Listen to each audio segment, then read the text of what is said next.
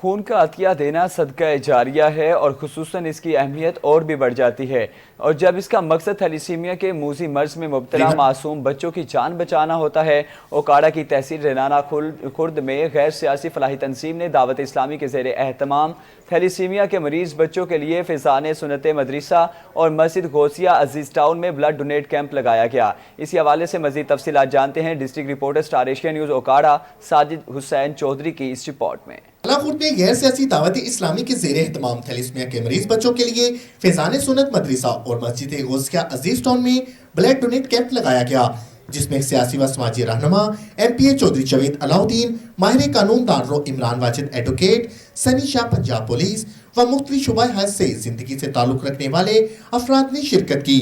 اس موقع پر عاشقان رسول نے کثیر تعداد میں خون کے عطیات دیے اور مسجد غوثیہ عزیز ٹاؤن میں اعتکاف پر بیٹھے عاشقان رسول نے بھی خون کے عطیات دیے۔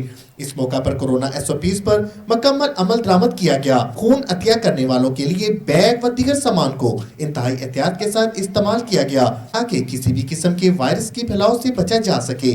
اس موقع پر دعوت اسلامی کے مقامی ذمہ داران نگران قاری دلاور اور قاری شفیق اتاری نے بات چیت کرتے ہوئے کہا کہ دعوت اسلامی پاکستان کو تھیلیسیمیا فری ملک بنانے کی کوشش کر رہے ہیں۔ اس وقت پوری دنیا میں ہمارے 200 مرکز کام کر رہے ہیں۔ کورونا وائرس کے دوران اب تک دعوت اسلامی نے 40,000 سے زائد بلڈ بینک مختلف ہسپتالوں کو عطیات کیے ہیں۔